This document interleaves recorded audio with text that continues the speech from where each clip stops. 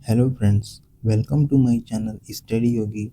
आज हम पढ़ेंगे छत्तीसगढ़ का अगला चैप्टर जो है छत्तीसगढ़ में कृषि, जिसमें हम जानेंगे कि छत्तीसगढ़ में किस किस प्रकार से कृषि की जाती है, कौन कौन से फसलें बोई जाती है और इसमें छत्तीसगढ़ में फसलों के कितने प्रकार हैं और किस सीज़न में कौन से फसल बोए जाते हैं, यह आज हम इस चैप्टर में जानेंगे।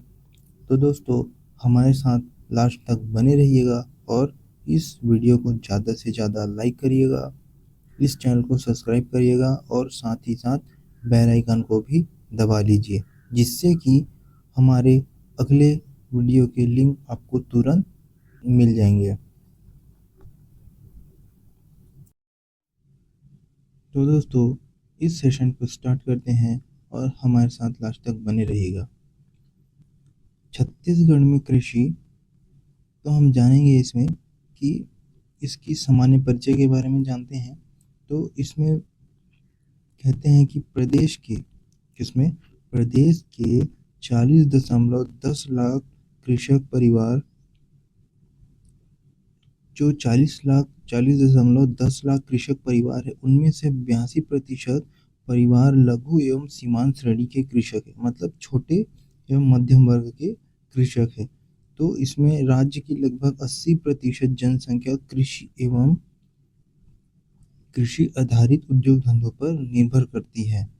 तो हम देखेंगे ग्राफ के माध्यम से, तो लघु एवं सीमांत परिवार जो 82% है, तो 82% मतलब टोटल का 82% मतलब इतने लोग जो हैं मध्यम एवं सीमांत परिवार से आते हैं। जो बच गए 18% लोग, वो हैं बड़े किसान जिनके पास सब चीज संपन्न है।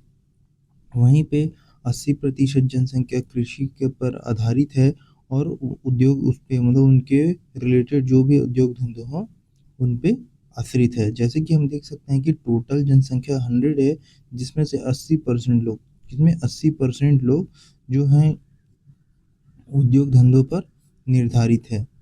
वहीं पे जो 20% नॉर्मल लोग हैं, जो नॉर्मल का आप देखेंगे ग्राफ, तो ये नॉर्मल लोग जो है वो सिर्फ एक आम जनता है। वहीं पे देखेंगे राज्य का अधिकतम जनभार कृषि पर निर्भर होता है।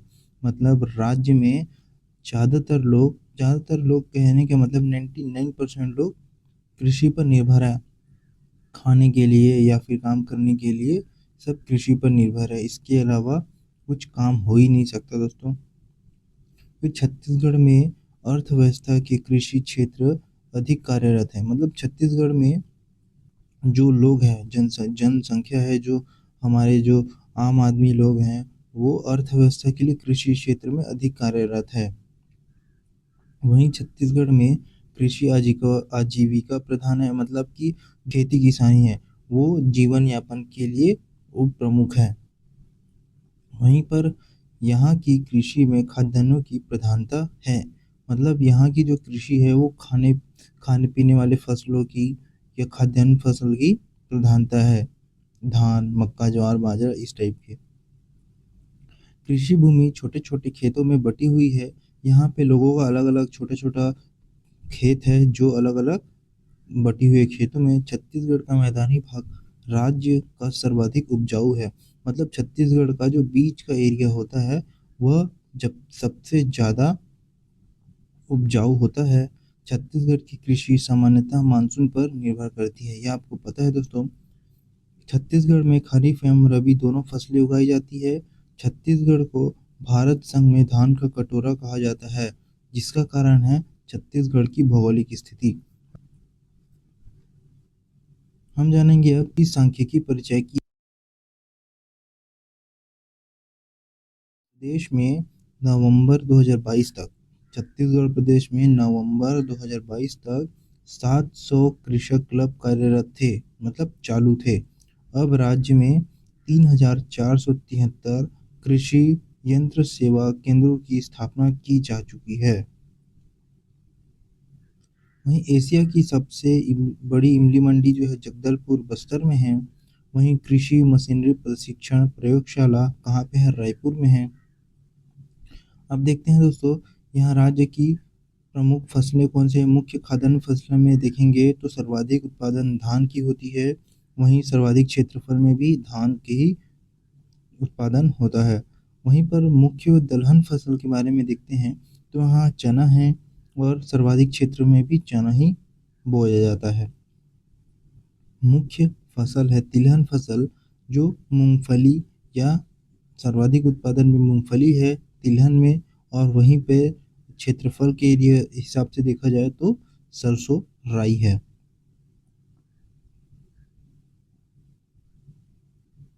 फिर अगला है छत्तीसगढ़ में राजकीय अनुसंधान केंद्र। तो कोसा, ये कोरा नहीं है दोस्तों, कोसा है। कोसा अनुसंधान केंद्र कहाँ है? बस्तर में। तो ये बस्तर में ऐसे लोग जो है कोसा को उत्पादन करते हैं। ऐसा लग ये इस प्रकार से जो कोसा दिखता है। फिर काजू अनुसंधान केंद्र बस्तर, यह भी इस प्रकार से काजू दिखता है दोस्तों। ये रेड वाला है जो ऊपर, ये इसका फूल है, और नीचे जो है वो उसका फल है। इसमें एक प्रकार की एसिड होती है, अगर इसे डायरेक्ट मुंह से तोड़ेंगे तो यह मुंह को जला देता है। इसे उबाल कर, इसे तोड़कर अलग किया जाता है। फिर आते हैं कृषि अनुसंधान केंद्र रायपुर में, जो कि यह है कृषि अनुसंधान केंद्र रायपुर। ये उनका फ्रंट व्यू है, यहाँ रिसर्च होता है। फिर है चावल अनुसंधान केंद्र। तो चावल अनुसंधान केंद्र जो लाभांडी रायपुर में है, लाभांडी रिसर्च फार्म रायपुर की स्थापना 1903 में हुई थी। कब? 1903 में हुई थी लाभांडी में।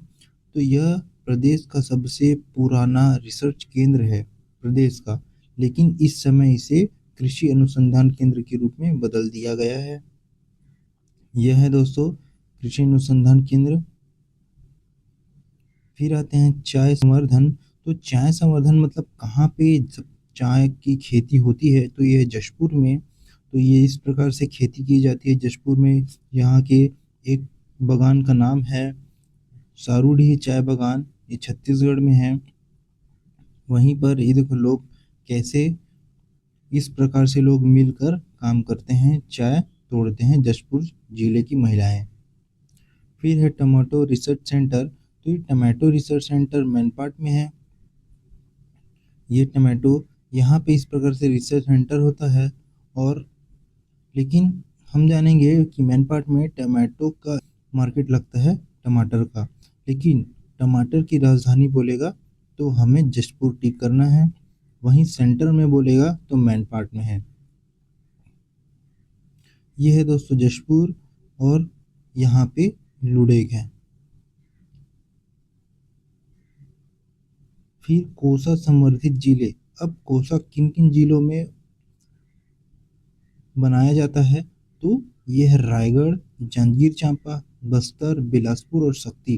कौन कौन से? रायगढ़, जांजगीर चांपा, बस्तर, बिलासपुर और शक्ति। तो इसे आप याद रखिएगा, रायगढ़, जांजगीर चांपा, बस्तर, बिलासपुर और शक्ति। फिर वहीं है इमली मंडी। तो जगदलपुर में एशिया की सबसे बड़ी इमली मंडी है। ये इस प्रकार से इमलियों का ढेर लगा होता है दोस्तों। ये ये है इमलियों का ढेर, यहाँ पे सबसे बड़ी मंडी है। फिर हम देखेंगे धान खरीदी व्यवस्था जो कंप्यूटरीकृत, मतलब जो धान खरीदने की जो व्यवस्था है वो कंप्यूटरीकृत कब हुआ है? 2007-8 में हुआ है। और यह सार्वजनिक वितरण प्रणाली, मतलब किसके द्वारा? सार्वजनिक वितरण प्रणाली के द्वारा हुआ है। इसको बोलते हैं पीडीएस।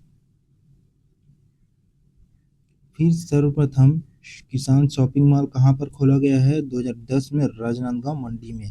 कहाँ पे? 2010 में राजनांदगांव मंडी में खोला गया है। फिर वहीं पृथक कृषि बजट कब है? तो ये जो पृथक मतलब अलग से कृषकों के लिए, किसानों के लिए बजट कब से तैयार किया जा रहा है? 2012-13 से। फिर वहीं इनके लिए यांत्रिकीकरण, मतलब इनके लिए मॉडिफिकेशन कब से हो रहा है? ये 14-15 से हो रहा है किसानों के लिए। अब फिर यहीं किसानों को शून्य ब्याज दर में ऋण देने का व्यवस्था चालू किया गया है। किसानों को 0% में ऋण देने की व्यवस्था चालू की गई। तो प्रारंभ कब से हुआ? 14-15 में। कब से दोस्तों? 14-15 में। और किसके लिए हुआ? किसानों के लिए। इसके लिए क्या है, उसका उपनाम क्या बोलते हैं? इसके मतलब शून्य ब्याज पर कृषि ऋण के अलावा इसका उपनाम क्या है? फसल ऋण। ओके दोस्तों, ये भी वही है रिपीट सर, कि किसके लिए? किसानों के लिए है, उपनाम फसल ऋण है। तो इसका आशय क्या है कि इसका मोटो क्या है कि सरकार द्वारा किसानों को सहकारी समितियों के माध्यम से बिना ब्याज के अल्पकालीन फसली ऋण उपलब्ध कराना। मतलब कि सरकार द्वारा किसानों को एक समिति बनाकर, क्या बनाकर? समिति बनाकर, समिति के माध्यम से उनको एक ब्याज दिया जाता है कम समय के लिए, जो उनके को ब्याज नहीं देना पड़ता उसके लिए। फिर यहाँ ऋण की बात करते हैं। इस कृषि ऋण को राज्य सरकार के सहकारी बैंक से प्राप्त किया जा सकता है। क्या कह रहा है? किसानों को इस ऋण पर कोई ब्याज नहीं देना पड़ता। समझिए दोस्तों, कि मतलब ये जो राज्य का, हर राज्य में एक सहकारी बैंक होता है, वहाँ से किसानों को ऋण मिल जाता है, इसमें कोई ब्याज नहीं देना पड़ता है। साथ ही साथ इसकी विशेषता है कि इस योजना में लाख एवं मछली उत्पादन करने वाले कृषकों को भी शामिल किया गया है।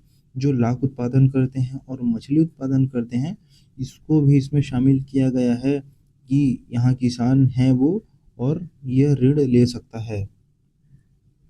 शून्य ब्याज पर अल्पकालीन ऋण।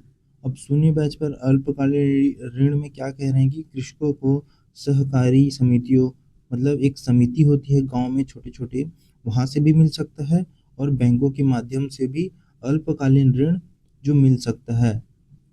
जैसे कि प्रयोजन है, कुछ ब्याज दर उपलब्ध कराया जा रहा है। जैसे कि बताया गया है इस लिस्ट में कि ऋण, कृषि ऋण 1 अप्रैल 2014 से या 14-15 से 5 लाख रुपए तक दे सकते हैं। अधिकतम अधिकतम मैक्सिमम जो 5 लाख रुपए तक दे सकते हैं कृषि ऋण। और वहीं उद्यानिकी कार्य के लिए 1 अप्रैल 2014 से, कब से? 1 अप्रैल 2014 से लागू हुआ है, और 3 लाख रुपए तक अधिकतम मूल्य दिया जा सकता है। वहीं पर लाख उत्पादन के लिए 1 जुलाई 2021 से 2 लाख रुपए तक मैक्सिमम मूल्य दिया जा सकता है। मत्स्य उत्पादन के लिए, या मत्स्य पालन के लिए 1 अक्टूबर 2021 से 3 लाख रुपए तक दिया जा सकता है। ये लिस्ट है, इसके अकॉर्डिंग ही उनको पैसा मिलेगा। तो ये है कि किस किस प्रकार से इसका ग्राफ है, कि 1 अप्रैल जो कृषि ऋण है वो 1 अप्रैल 2014 को, मतलब जो आया है, एक लागू हुआ है, और इसे कम से कम 5 लाख तक मिल सकता है।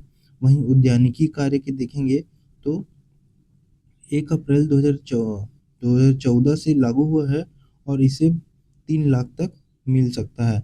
वहीं 1 जुलाई 2021 से चालू है, उसे 2 लाख तक, और मत्स्य पालन के लिए 3 लाख तक मिल सकता है।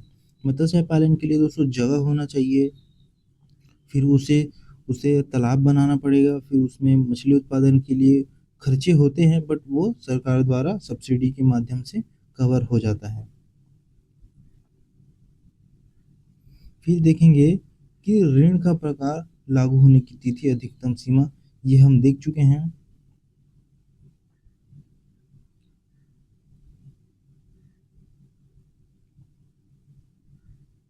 ये है दोस्तों ब्याज परसेंट किस,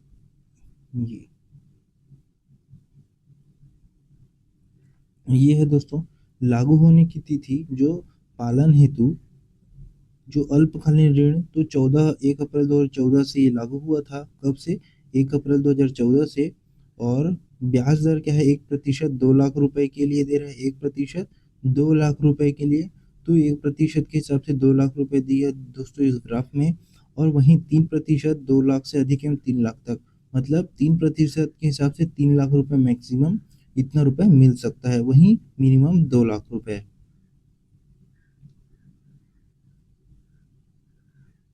फसल क्षेत्र का सकल राज्य घरेलू उत्पादन में योगदान स्थिर भाव से देखेंगे तो 2011-12 में तो इस 2011-12 से देखते हैं तो वहीं सांख्यिकी, तो ये 2018-19 से चालू होता है और 2023-24 तक करंट साल तक यह इसका रिकॉर्ड है। तो वहीं तो भागीदारी लाख है, भागीदारी मतलब लाख में है, तो 22,79,945, कितना 22,79,945 है। तो ये 2018-19 में था। कब था दोस्तों? 2018-19 में था। ये है इसका ग्राफ। वहीं पर 2019-20 में 23,23,058, कितना 23,23,058 था। वहीं पर 2020-21 में 2021 में था 24,21,613। ये भागीदारी की मूल्य है कि इतने की इतना मतलब लाखों में थे। वहीं 22-23 में 25,57,944 इतने सांख्यिकी में लोग थे, फसल का उत्पादन। और फिर वहीं 23-24 में कहा, 23-24 में 26,12,897 ये था दोस्तों। ये है ग्राफ के माध्यम से आपको समझाया गया है कि किस प्रकार से वो वृद्धि हो रही है। फिर वहीं प्रतिशत में देखे जाएंगे, वृद्धि प्रतिशत में तो 2018-19 में 14.31 था। फिर वहीं पर 1.89 हो गया, कम हो गया। फिर वहीं पे ये आपको ग्राफ के माध्यम से दिखाता हूँ। हाँ दोस्तों, ये है। तो ये वृद्धि दर देखिएगा, पहले साल में जो 18-19 में था किस प्रकार से हाई है, उसी प्रकार फिर 19 में, तो 19-20 में कम हो गया है। फिर वैसे ही 20-21 में 4.24% के साथ थोड़ी सी उछाल के साथ दिखाई दिया। फिर वहीं पर 1.37 के साथ फिर उसमें एक गिरावट आई। फिर 4.20 के साथ हल्की सी उसमें उछाल आई 2022-23 में। फिर वहीं 23-24 में फिर से 2% की गिरावट के साथ। तो इस प्रकार से किस प्रकार अप डाउन उसमें वृद्धि या कमी नजर आई। फिर इसका हिस्सा है परसेंट में, इसमें परसेंट में, तो इसमें भी आप देख सकते हैं तो किस प्रकार से पहले वृद्धि फिर हर साल प्रतिवर्ष डाउन नजर आ रहा है। तो वहीं 18-19 में 10.23% के साथ सबसे हाई गया था। फिर वही 9.87 के साथ डाउन हुआ था। फिर 10.18 के साथ 2020-21 में तो हाई गया, बट उसमें भी कमी आई कुछ मात्रा में। फिर 21-22 में 9.23%। फिर वहीं 22-23 में 8.89% के साथ फिर से कमी आई। फिर 23-24 में 8.64 के साथ फिर से कमी आई। तो इसमें कुछ नोट है। वर्ष 2022 में कृषि क्षेत्र में न्यूनतम वृद्धि दर्ज की गई।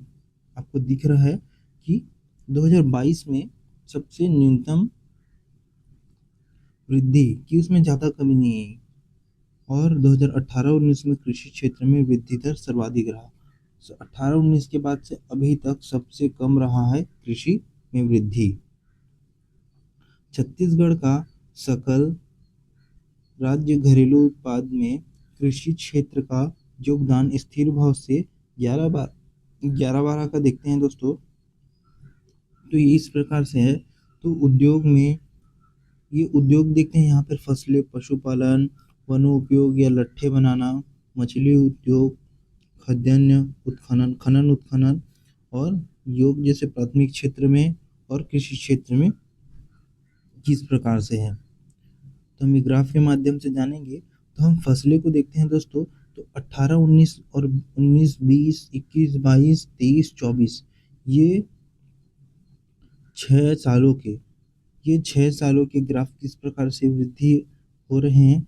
तो 18-19 में 10.23 रेशियो में था। तो ये देखिए दोस्तों 10 तक था। फिर वहीं पर 20 में 9 पॉइंट के साथ गिरावट आई। फिर वहीं पर 20-21 में 10.18 के साथ ये भी परसेंट में गिरावट आई। ये सारे परसेंट में है। फिर वहीं पर 20-21 में और 10.18 और 21-22 में 9.23, 22-23 में 8.95 और 23-24 में 8.64।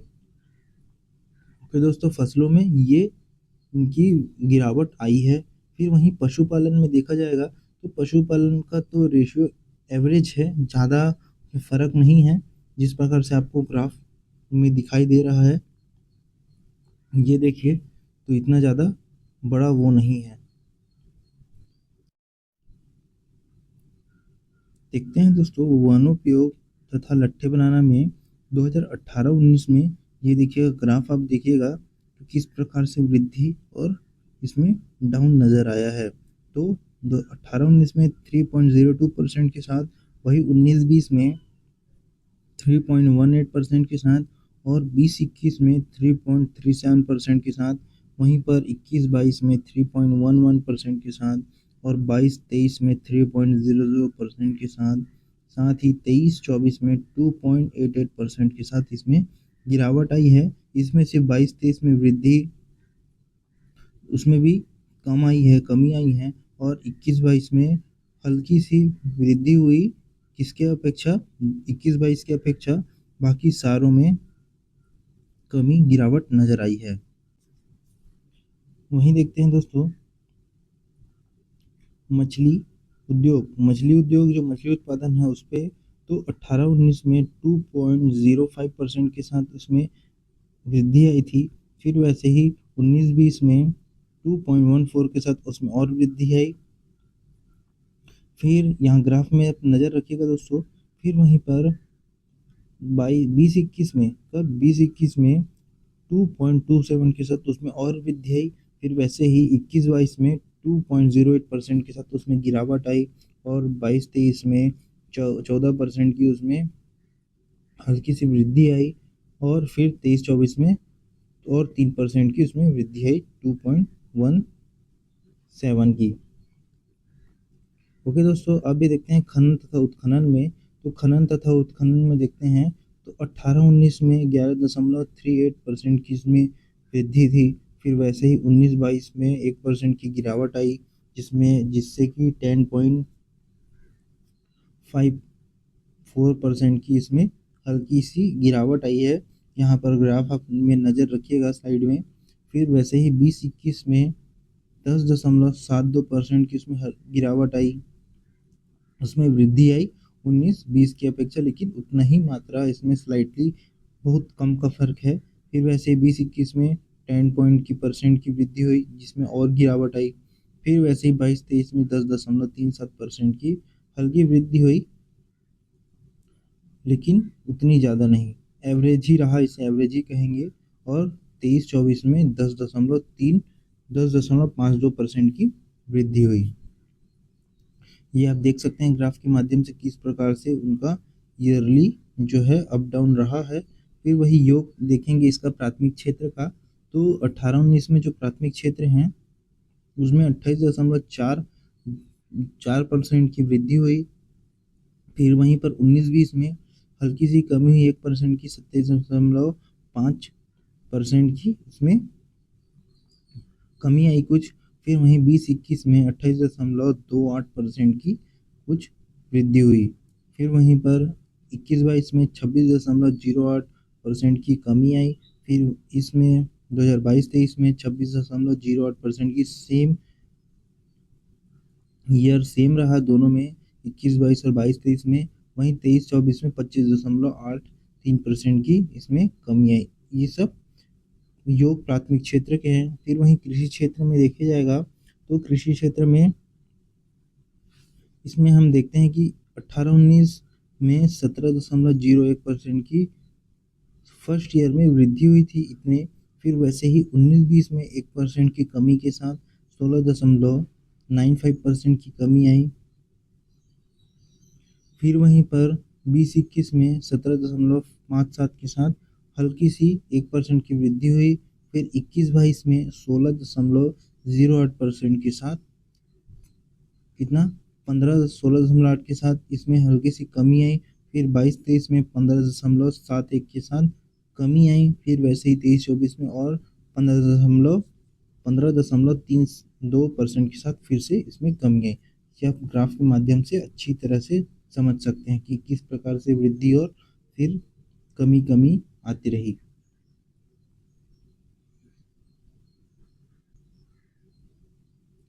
फिर कृषि कर्मण पुरस्कार देखते हैं, तो ये किस क्षेत्र में दिया जाता है? भारत सरकार के द्वारा दिया जाता है, कृषि क्षेत्र में दिया जाता है। इसका आधार क्या है? कृषि योजनाओं के सफल क्रियान्वयन द्वारा रिकॉर्डवार उत्पादन के लिए। किसके लिए? कृषि योजनाओं के सफल क्रियान्वयन मतलब जब हम कृषि करते हैं उसका सफल हो जाता है कि इस साल हम ज़्यादा प्रोडक्शन किए हैं, तो इस क्षेत्र में इस स्टेट को दिया जाता है। इसमें राशि क्या होती है? 5 करोड़ रुपए दी जाती है। कितनी? 5 करोड़ रुपए दी जाती है। पूर्व में 2 करोड़ था, जिसे बढ़ाकर 5 करोड़ कर दिया गया है। अब देखते हैं दोस्तों इसमें ग्राफ की 2010-11 में यहाँ छत्तीसगढ़ में धान हेतु दिया गया था। फिर 12-13 में भी धान हेतु दिया गया था। 13-14 में भी धान हेतु दिया गया था और 14-15 में भी दलहन हेतु दिया गया था, दलहन फसलों के लिए दाल वाले। और वहीं पर 16-17 में खाद्यान्न फसल हेतु दिया गया है। नोट कुछ नोट है दोस्तों कि खाद्यान्न हेतु वर्ष 16-17 के लिए कृषि कर्मण पुरस्कार जनवरी 2020 में प्रदान किया गया था। जो 2016-17 के लिए उसे 20 में दिया गया था। छत्तीसगढ़ को 2017 में, कब? 2017 में उद्यानिकी के लिए एग्रीकल्चर लीडरशिप अवार्ड प्राप्त हुआ है। कौन सा? एग्रीकल्चर लीडरशिप अवार्ड प्राप्त हुआ है।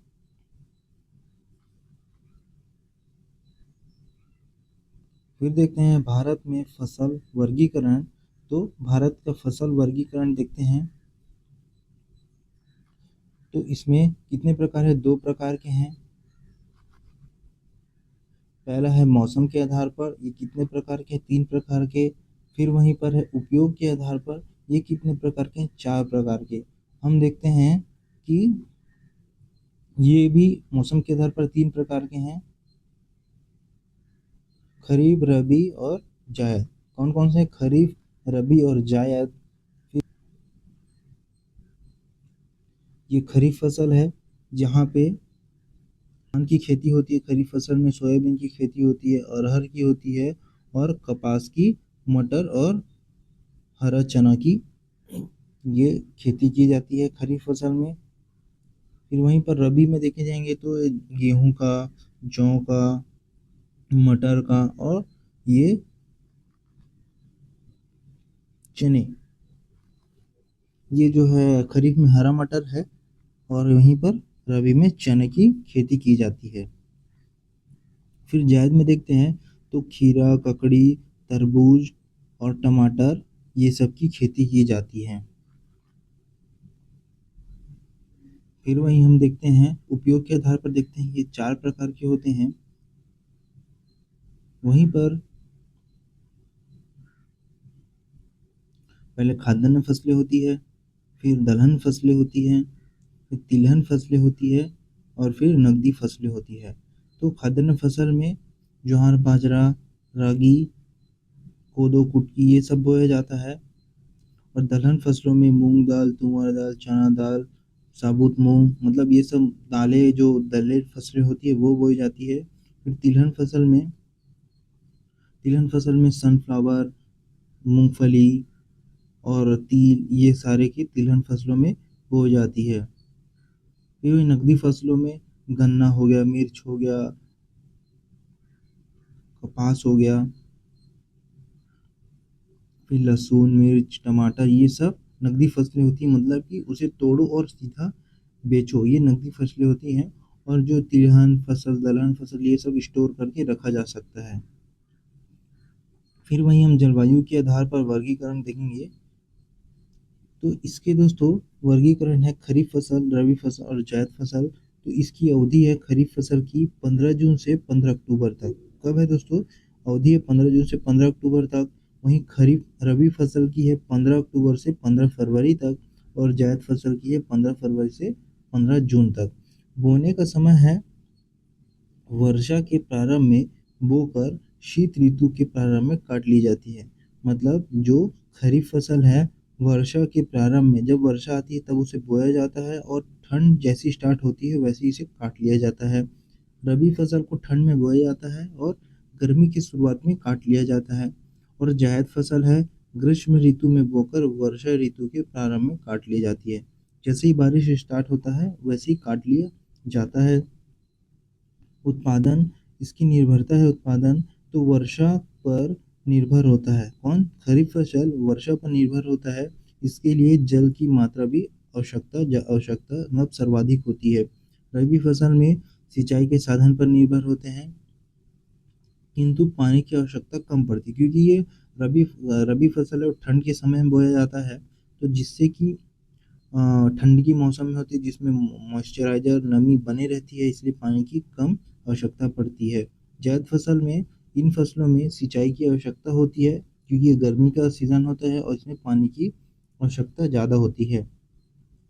इसमें अब जायद फसल में जो गर्मी के सीजन में जो ककड़ी खीरा ये सब आते हैं।